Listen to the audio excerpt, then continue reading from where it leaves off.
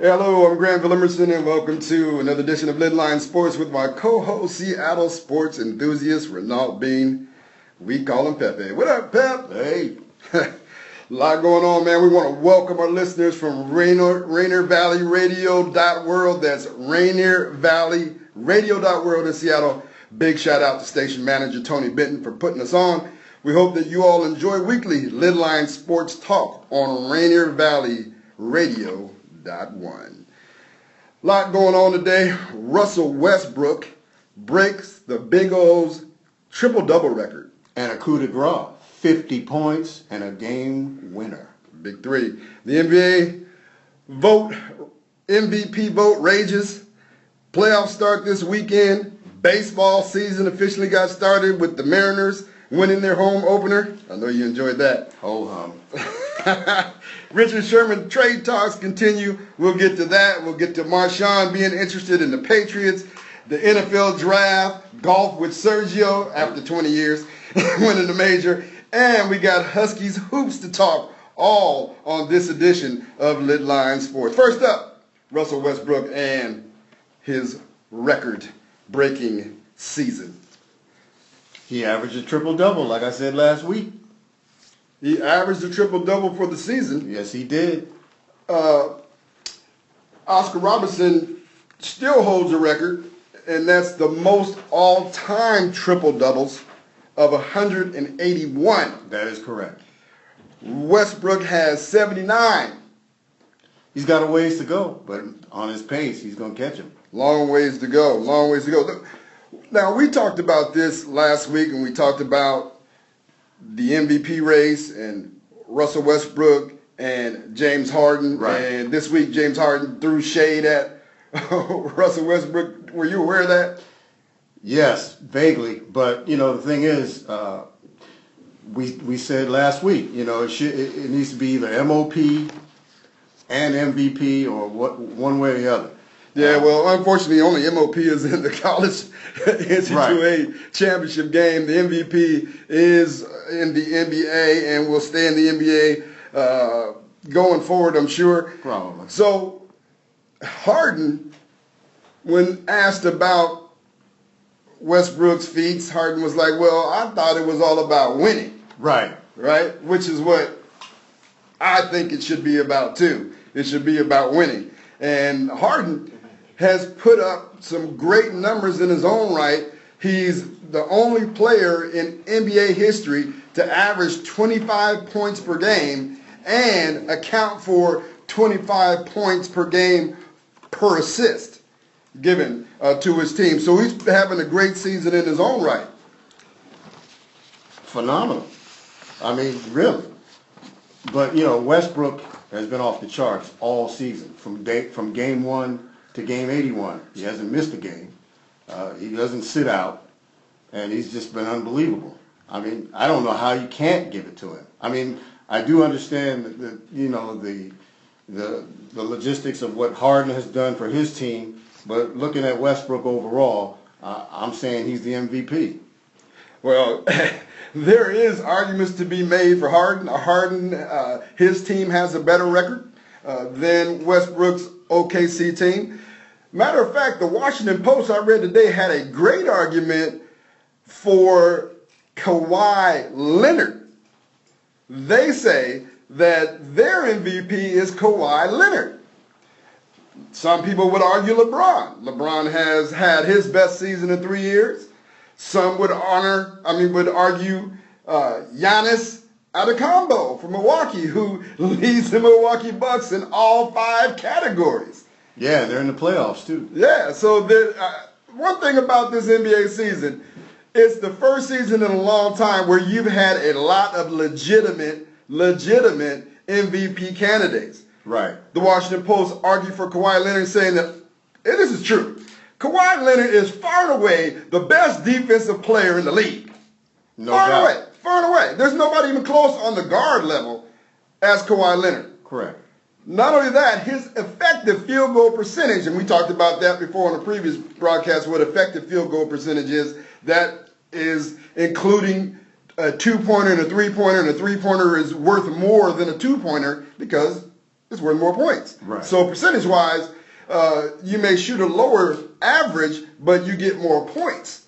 And so his effective field goal percentage is a crazy 61%. There's no real talent around him. Mm-hmm. Oh, Come on, talk to me. Who you gonna argue about? He's got LaMarcus Aldridge. Marcus is on the way down. Is he? What has he done? He didn't make the All-Star team. He's been hurt, sick. Thanks for proving my point. But you said no talent. Yeah, LaMarcus Aldridge is talent. If he's sick and hurt, that's not talent. He can't utilize his talent. He's not doing anything. That's not the argument. You said they had no talent on the team, and they certainly do. What talent does he have on his team compared to the other guys in the MVP race? The only guy with less talent maybe is Giannis Antetokounmpo. Well, what talent's around Harden? Harden got a lot of dudes around him. Who? Better than them. I hope you're not including Patrick Beverly. Patrick Beverly's good. He's just as serviceable as anybody on the San Antonio's team. Yeah. Right? No. Yes. Yes. And now he's got my man Lou Williams getting buckets. Now I like him. Yeah, I like him. Huh? Yeah, I like him. He's like my man Peoples from Shaft. I like him. Well, I know you like him. He's next league. Yeah, well, don't even start about my Lakers, man. That's a story for another day. 25-win season they had, NBA playoffs start this weekend. Any sleepers? I know you had Michigan as your sleeper during the NC2A tournament. Wow. Who's your sleeper in the NBA playoffs? You got a sleeper? I do. I like the Wizards. The Wizards? But I'm going to give you a pound for that one. Yeah, okay. I like them. They're going to have a tough go with Atlanta, so far. But, I really like the Wizards. Beal and Wall, that backcourt is tremendous. I think that the Wizards-Hawks series is one of the most intriguing series of the first round of the playoffs. It's arguably the most intriguing in the East. Maybe the Bucks. And who do the Bucks play? Do you know who the Bucks play in the first round? Of course I do. The Bucks play Toronto. They play the Raptors in the first round. I was trying to give you a while to get to it. Right. Come on, man. Nice. Playoffs coming up. Time to step our game up. Well, the Raptors lead that series 3-1 as far as Toronto and Milwaukee. But you know what? Toronto in the last couple of playoff seasons, as soon as they get in the playoffs, they've kind of tanked it. They just tanked. Yeah. Who tanks in the playoffs? Well, they do. There's a whole lot of tanking going on right now trying to get that number one pick. Yeah.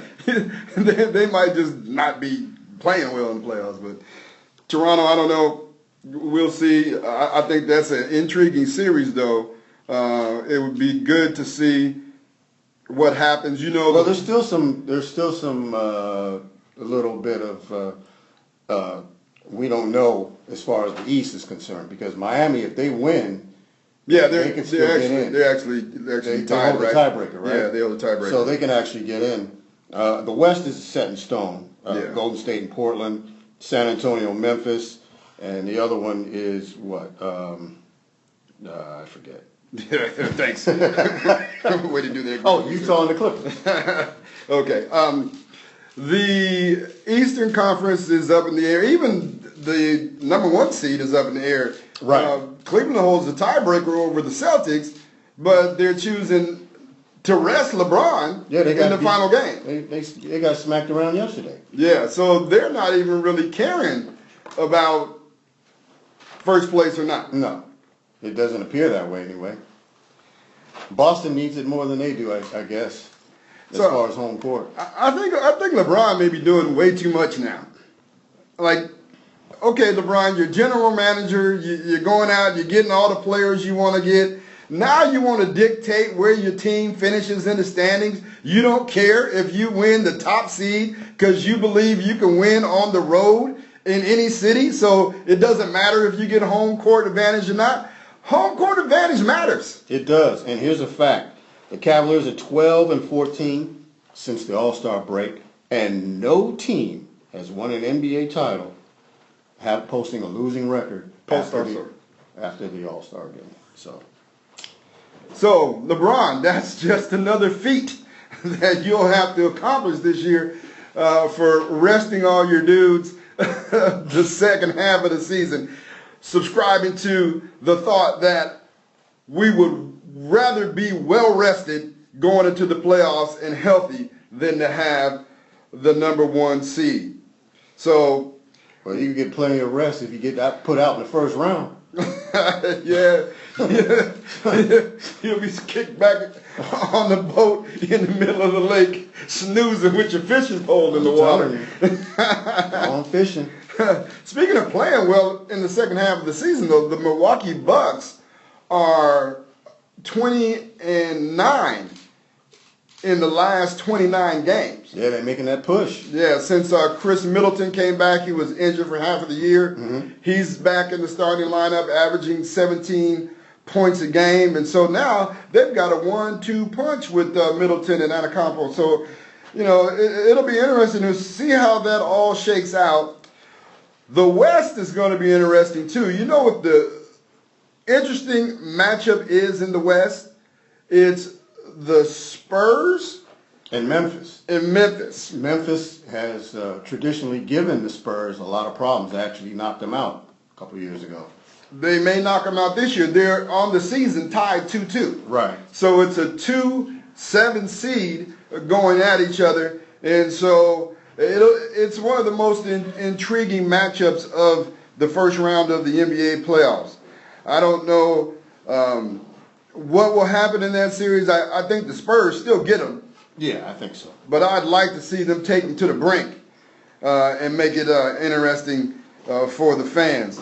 Also, one of the things that will intrigue probably every NBA fan in the first round of the playoffs will be the matchup between the OKC. I have a hard time saying that, man. Well, you know what I call them. Well, hey, Pep is sitting here right now with a Sonics cap on.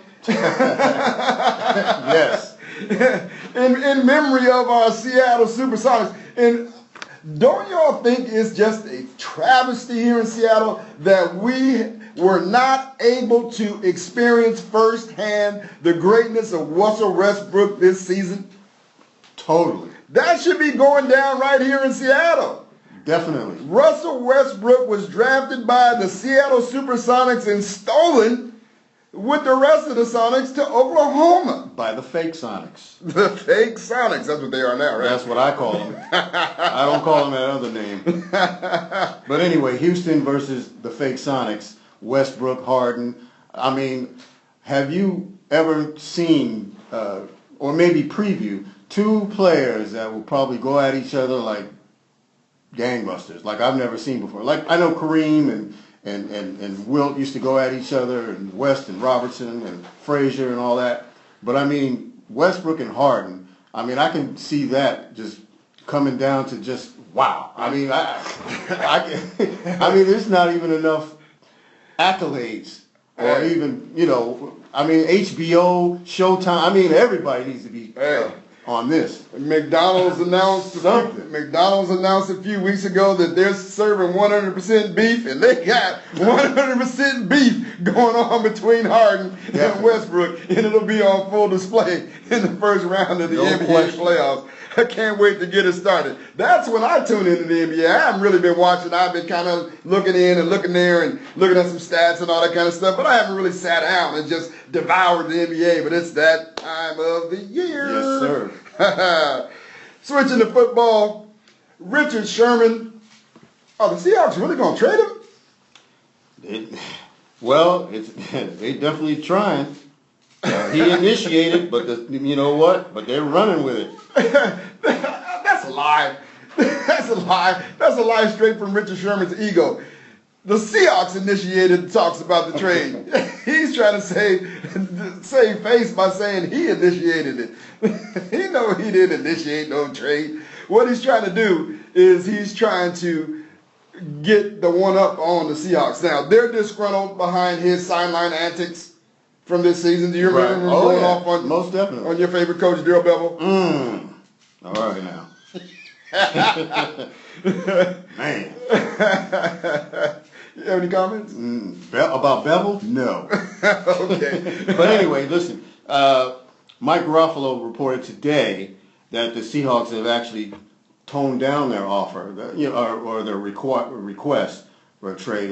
They said that they're looking. Well, at first they were looking for a good player and a high draft pick. Now they want a first rounder and maybe a mid-round draft pick. So they've taken the good player off the table to me, which is crazy. But that's the latest that was reported today. Yeah, I doubt that they're going to trade Richard Sherman this year. Maybe next year. He'll be easier to absorb into the salary cap. This year he'll count $14 million against somebody's salary cap. Next year, $2 million. So I think this year is just kind of a feeler and see who wants to give up what for him. He's got to produce this year too. And I think that he will. Last year he kind of had a subpar year.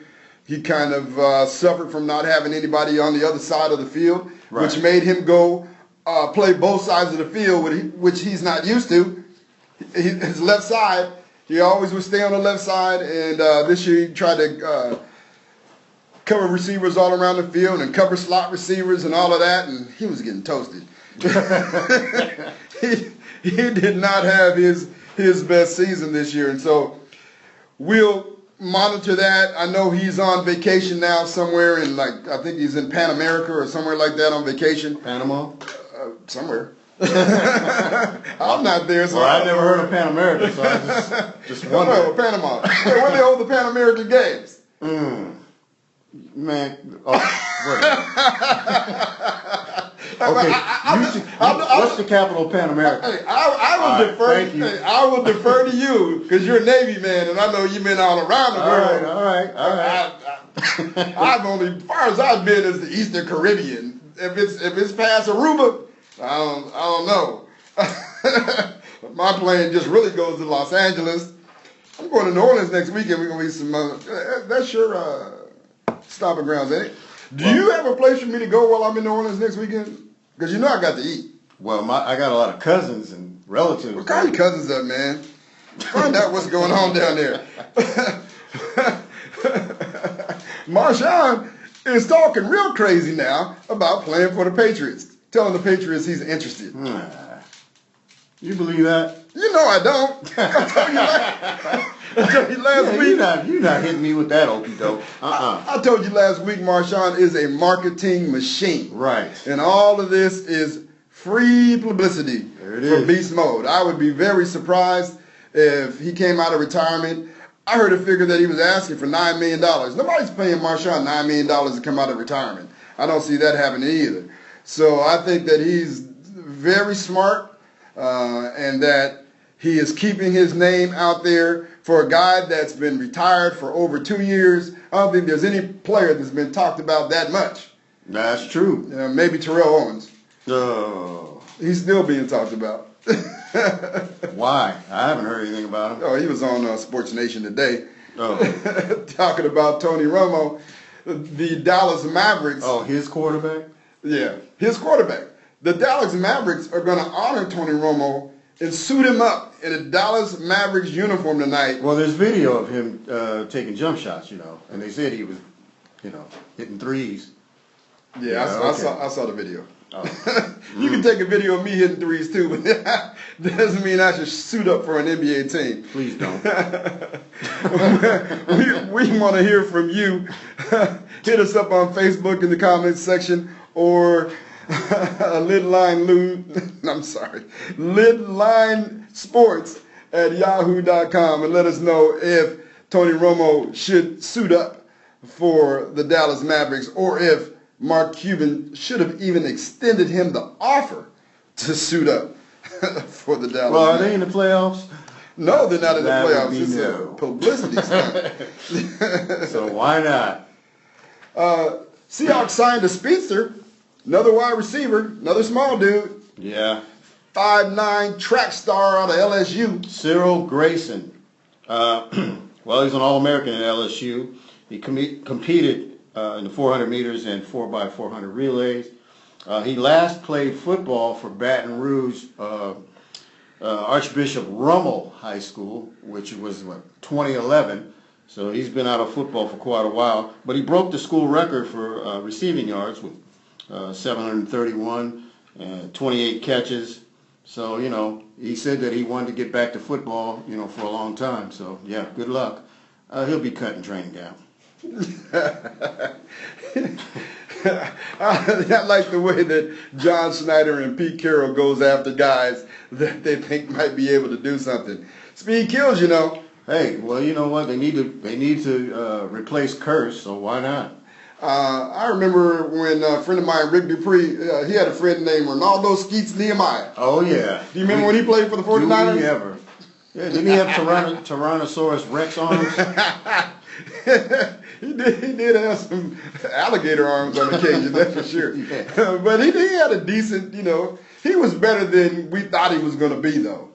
He made the squad. He played in some games. Well, if you want to talk about former track stars as great football, or even good football players, but Bullet Bob Hayes, and we got Willie Gault was pretty decent. Willie Gault was good. But they also played football in college. They didn't come out of high school, run track for 4 years, and then say, hey, you know what, I'm going to play in the NFL. Yeah, good luck.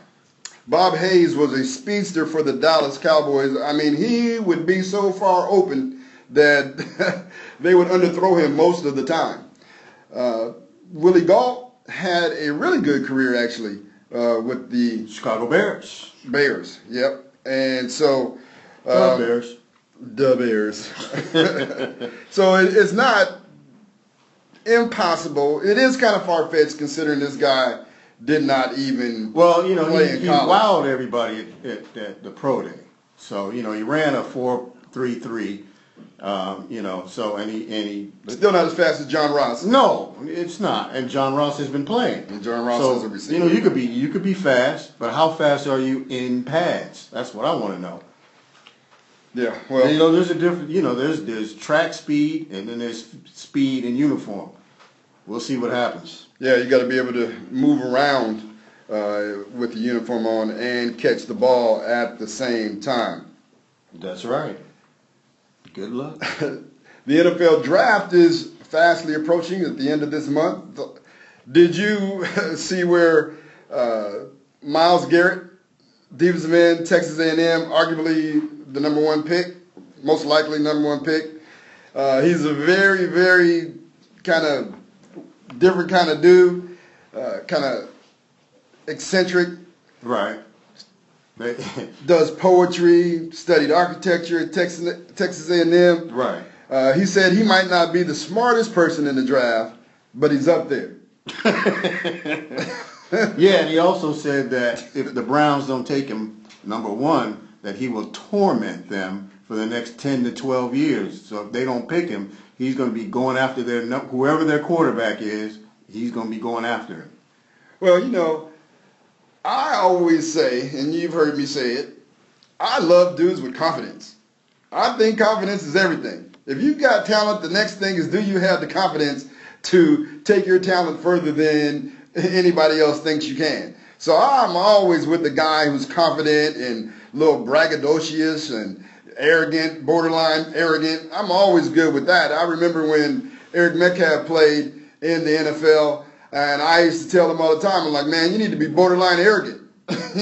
Just be cocky and sure and confident of yourself to the point where people think that you're arrogant. Good advice. I mean, that's the only way you're going to get by. For sports, yeah. You just can't be an a-hole out there in the world. No. But, on the field, you have to be, or inside the lines, you have to have that drive, that determination, that confidence, that cockiness, to think that you can do more than you can. And generally, you can do more than you think you can. So definitely.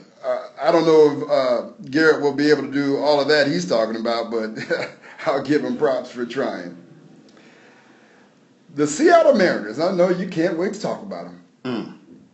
I can't. Can I? The way you were ranting and raging and going crazy on the internet yesterday. Oh, you read that? Yeah, I did.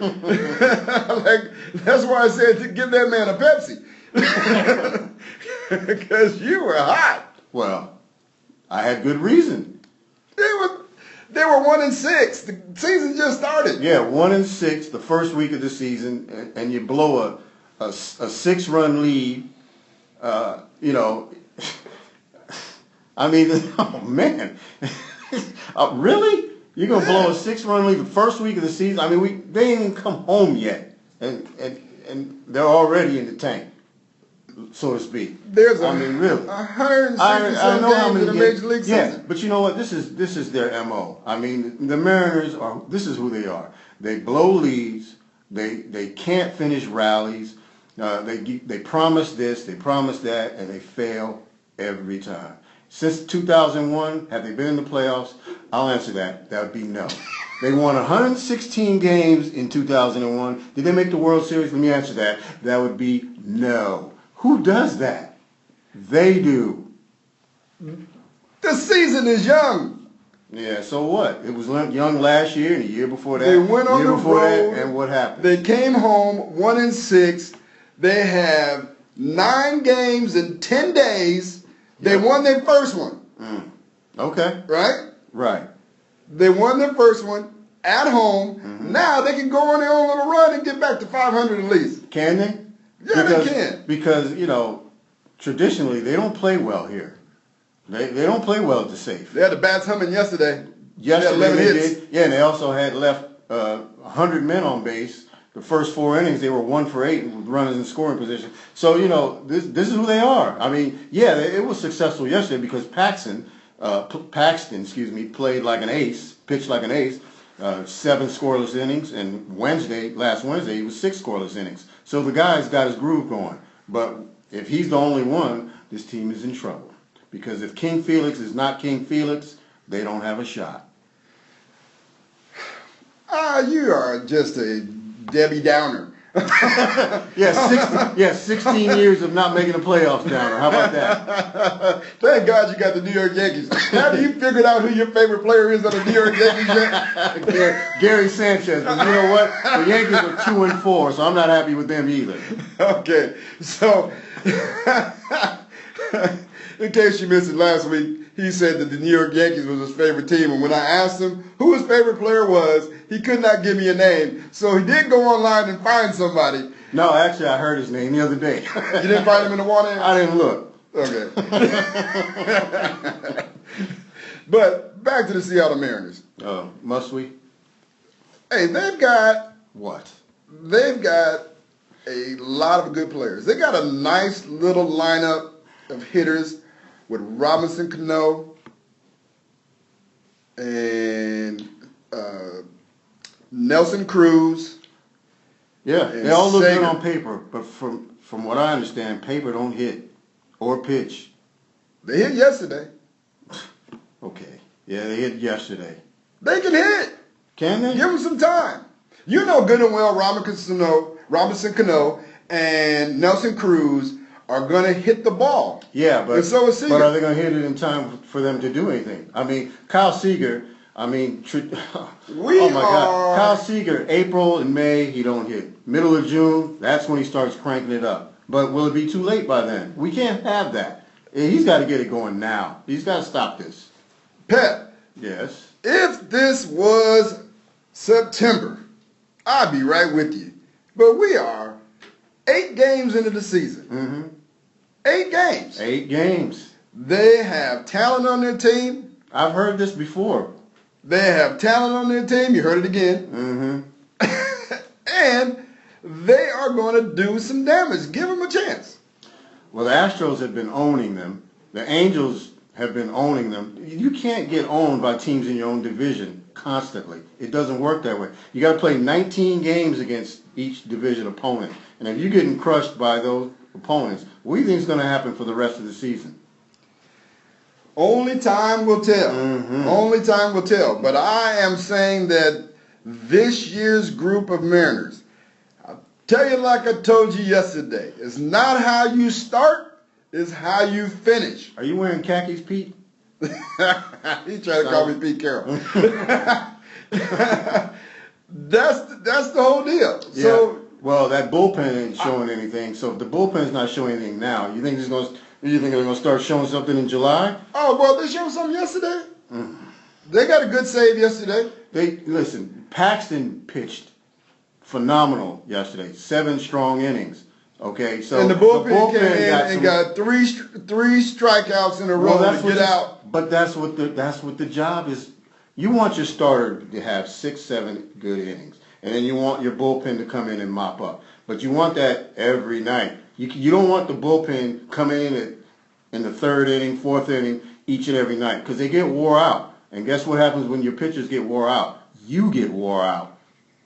Well, that's a fact. What I'm saying is, give these dudes a chance. Okay, so I'll wait till they're, 9 and 23, and then say, all right, here's your chance. At least wait the next week. They got 9 games in 10 days. Right? Now, if they are 1-8 after this homestand, then they do have mild to severe issues. Right? How about severe only? They still got 140-something games left. Baseball season, maybe just soccer's longer than baseball, huh? Wow. The Sounders played, they started, a month ago? And they don't finish until November, I think. So, yeah, from St. Patrick's Day to Thanksgiving. That's long. Man, and they went to the championship last year, so it seemed like they won the championship, and then 2 weeks later, the season started again. Yeah. But, hey, they're doing it. They're playing well. I mean, to start, they're doing okay. Golf, Sergio Mendez. Yeah, that's another dude. Garcia. He won his first major. He's been 20 years. He's been to 22 majors. He's had 74 majors. He's been top 10 22 times. He's been runner up 4 times. You know, he's had some tough outings. 99 PGA Championship. Him and Tiger were neck and neck, and he lost out. But this win here, you know, it just makes everything all better. Yeah, you wanted Sergio to win, huh? I didn't have any stake in it at all, but, you know, once I heard his story, you know, hey, it's a feel-good for him. For him? Yeah, you know, I'm not even with Sergio. Do you know why? No. So, you know, Sergio came on the scene, I think he was like 19 years old, playing in majors, and he was arguably Tiger's #1 contender, and they were asking him questions about Tiger. And, of course, like I said before, you have to be confident, you have to be a little borderline cocky. But then him and Tiger got into a little running feud, and he said at the Ryder Cup, when they asked him about his little feud with Tiger, he said, well, you know, maybe I'll invite him over for some fried chicken. That was him that said that? That was Sergio that said that. You know what? I didn't know it was Sergio. Forgive me. Yeah, that's a little racist right there. I thought it was one of the broadcasters that said that. No, that was Sergio Garcia. Okay. To a broadcaster. All right. Some fried chicken. If he'd have said watermelon, it would have really been over. Oh. There'd have been some damage done. So that kind of, you know, tempered my enthusiasm about Sergio. So did they have tacos? He never apologized for it either. So that's my thing. If he apologized for it, then maybe, you know, I could cut him some slack. But he never apologized. He never said I was playing. You know, you all know I was just playing. He never said any of that. And he wasn't playing then. So, you know, that led me to believe that's how he felt. So, whereas it was good to see a guy who's been on the tour for that long and been in that many majors to finally win one, it was tempered by the fact that there was a little bit of controversy, slight, by the BBC. One of the announcers, Peter Ellis, had said about Sergio's girlfriend because she had kneeled down to congratulate him, and he was overheard on the mic saying that, wow, she's got the shortest skirt on campus. Oh, yeah? Yeah, and that was not supposed to be broadcast, but unfortunately... open mic caught it? Open mic. That open mic is dangerous. That dreaded open mic. If you get caught by the hot mic, it might not be very good for you. Well, the skirt was short. Yeah. Sergio probably survived that like he survived the back 9 of the Masters. He bogeyed 2 holes and still won the thing. So kudos to him.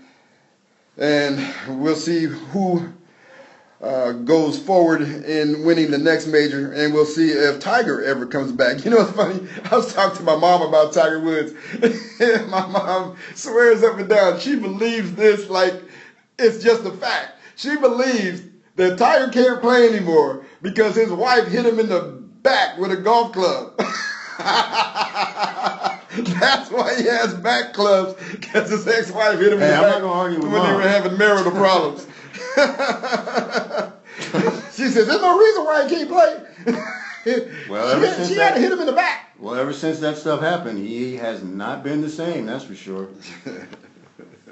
What's going down in the town that we haven't talked about?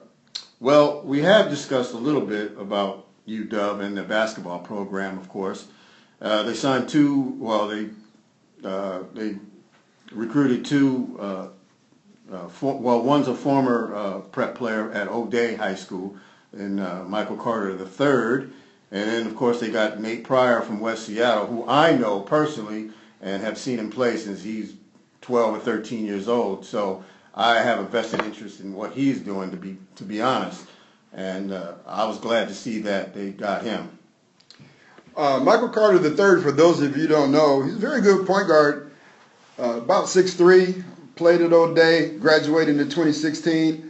2017, he played at this brand new prep school it's kind of outside of Bellevue called Elite Academy.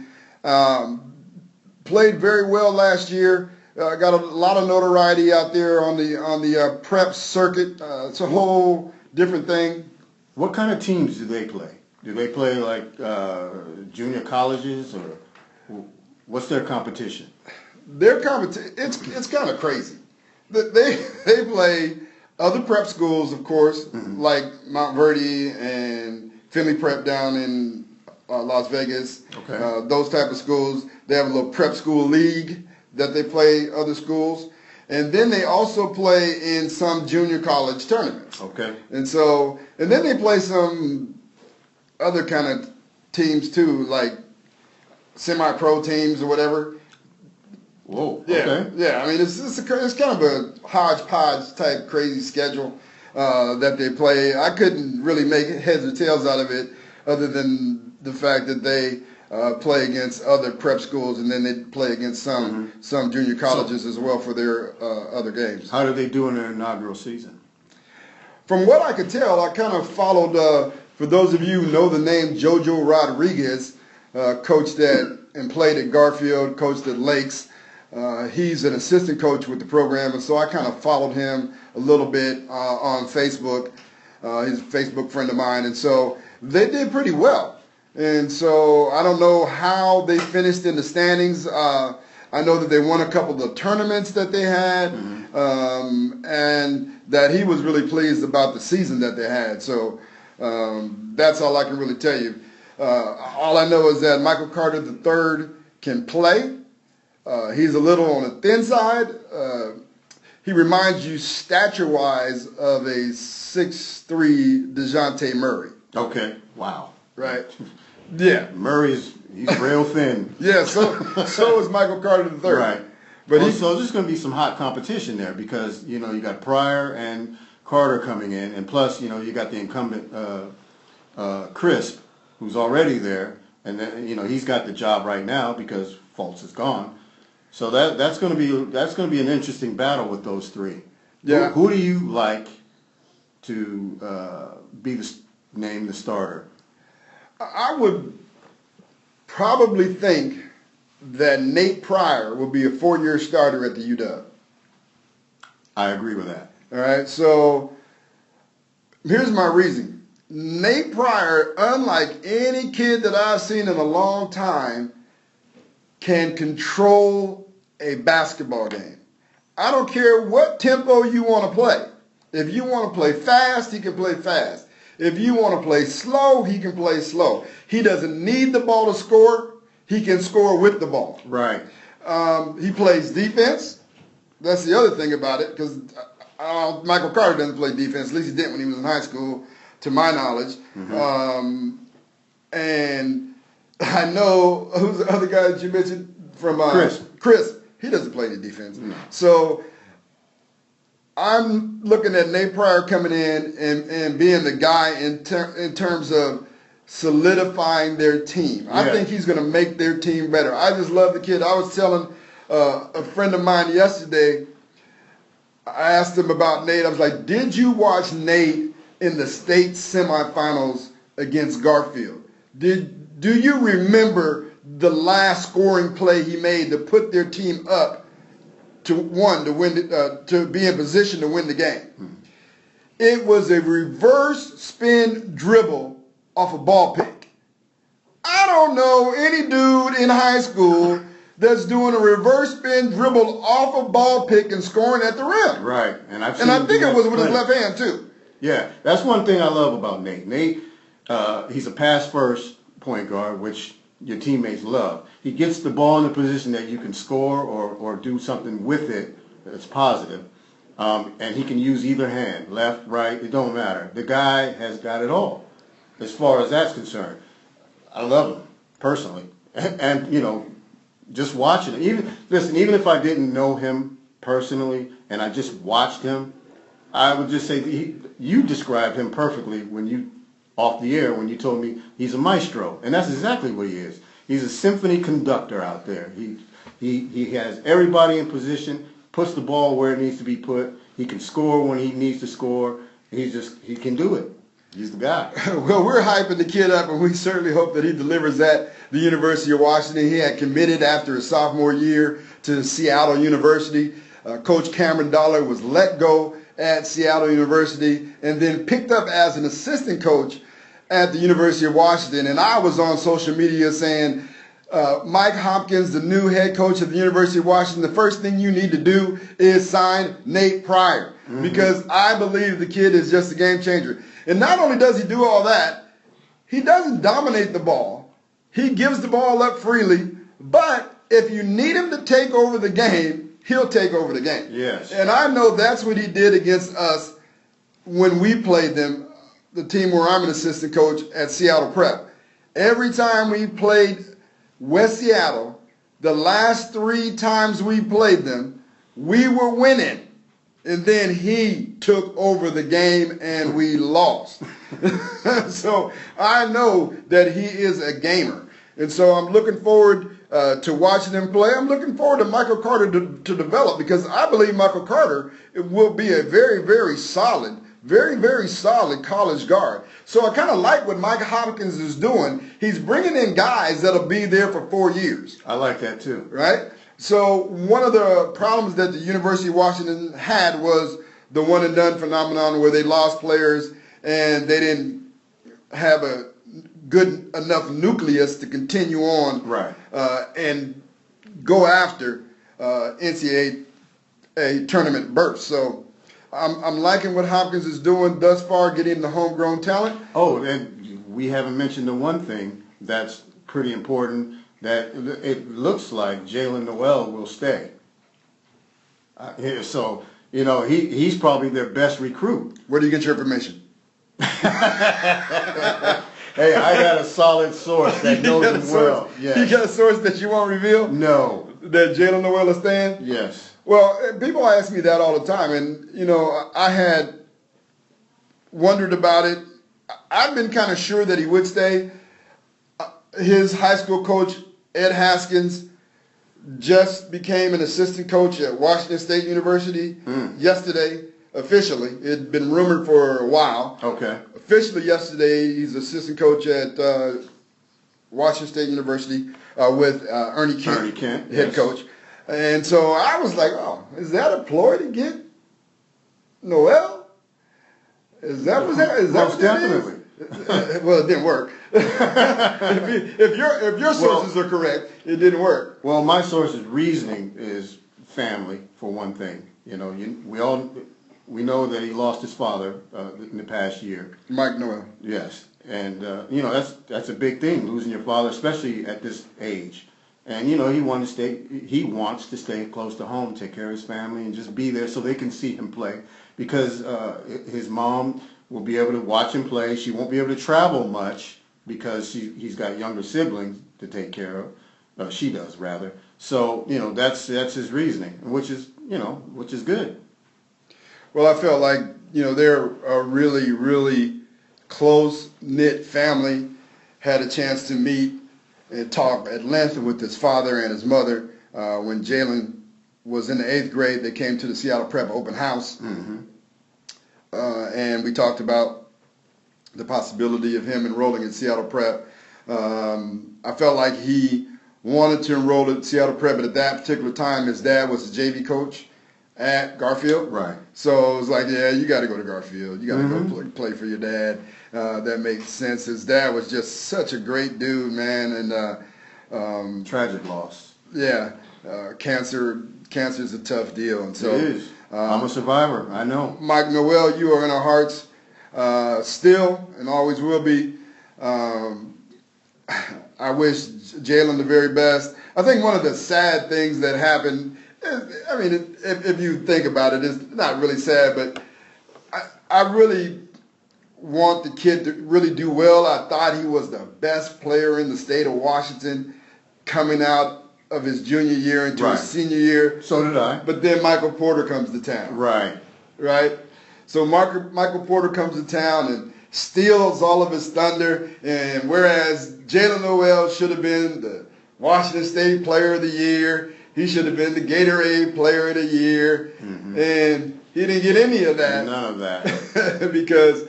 And he lost to Porter every time they played. Yeah, lost to him every time they played, lost the state championship to Porter. So that's a tough deal. It's a tough deal when you're, thinking you're going to be the man and unforeseen circumstances come along and get derailed. You get derailed. And so that's one of the things we talk to kids about is how to handle adversity. That's a mentally challenging situation. Yes. I mean, it definitely is, which could help him, especially, this season coming up at Washington. Because Washington now, the expectations won't be nearly as high. And they can actually, come in and surprise. And he can lead in that. It's going to be interesting to see what type of team they actually put on the floor at Washington. Definitely. Like, who's going to be there? What? Well, they're lacking big men. That's for sure. Yeah. They still that's going to be tough. They still have the big kid that was a freshman from Australia. Okay. he was a freshman. Folks, I don't even know who this guy is. I don't remember. He's a freshman. The big white kid. I don't remember. From Australia. I don't remember his name either. Not memorable, folks, but he's there. He's there. And he's there, and he's no Zach Collins, is he? Nah, but we're talking about all you need. So I say this all the time in terms of the University of Washington. Keep the best guards in the city, at least the ones that you can, right? Mm-hmm. And go out and get some serviceable big men, right? Right. So if the dude can rebound and play defense and finish at the rim, then he should be okay. Okay. Right? I hope so. I mean, and they've got the other dude from Florida. What's his name? You got to help me out. I don't remember. Florida. Dickerson. Noah Dickerson. He's from Atlanta. Oh, he went to Florida, and then when the coach, he was going to Florida. Billy Donovan left him with the OKC. Yes. And then released him of his scholarship, and then he came to the University of Washington. Right. Yeah, Dickerson, he's from Atlanta. So when you said Florida, it threw me off. Yeah. From Atlanta via Florida. Okay. How about that? You back on? Yeah, I'm back on, bro. Okay. I'm back on it. So this is my thing. He'll be a 2-year starter. Right. Okay. And he's actually coming on. He started coming on towards the end of the year. So, if he keeps it up, they can have something here with Noel and Pryor, Dickerson, and probably one or two more guys coming in. I'm sure they're not done recruiting, so we'll see. Yeah, well, it might not be as dire as first thought. Yeah, I mean, I'm not saying they're going to be top tier Pac-12, but I'll take middle of the road right now rather than bottom of the barrel. Well, it can't go anywhere but up from where they were last year, right? Absolutely. They were in the bottom of the barrel. Correct. So but that don't mean they have to stay there.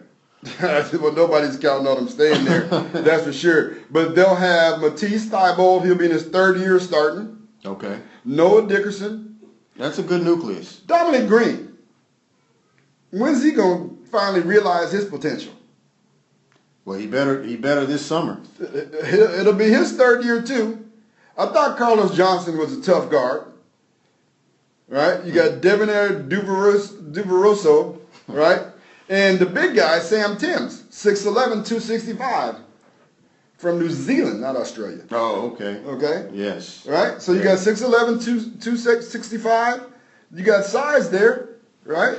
Sure. You got Noah Dickerson, he's 6'8", 245. Yeah. All right? So it depends.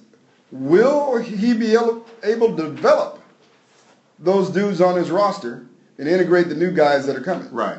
That's the big question right there. That is the big question. And then, back to Nate for a minute. He's going to have to get stronger as well. You talk about skinny and thin. He's that type.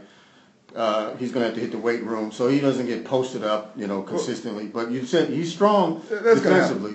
But he'll develop that. Yeah, University of Washington have one of the best strength and conditioning programs, and West Seattle probably has zilch. I don't think right. they have one. So he's going to get bigger. He's going to get stronger. So also going down into town, my man from Garfield High School, Deshaun Hall, visited the Seahawks. For those of you who don't know Deshaun Hall, he is a defensive end from Texas A&M. Played basketball and football at Garfield, then left and went to Texas to live with his dad, and went to Texas A&M. He's projected as a number 2 pick in this year's draft. So we'll see if he doesn't get picked in the 2nd round, then he will probably fall to the Seahawks, and they will take him at number 3. And they're looking forward to putting him in there at the defensive end and playing him. Well, the Seahawks just signed a defensive end today or yesterday, whatever. Yeah. Deion Jordan. Yeah, from Miami. Yeah. Yeah. He was a number 3 pick in the 2013 draft behind Luke Jokel, who they just picked up last month. No more Jokel talk. All right. We'll see what else the Seahawks will do. On behalf of Renault Pepe Bean, I'm Granville Emerson. Thank you for listening to Lidline Sports. You can find Lidline Sports on Twitter at Lidline Sports and listen to additional shows on Facebook and YouTube, where you can also watch my comedy news commentary show, Lidline News. Join us again next week for more great sports talk radio on Lidline Sports. Sports as we see it from just below our lid.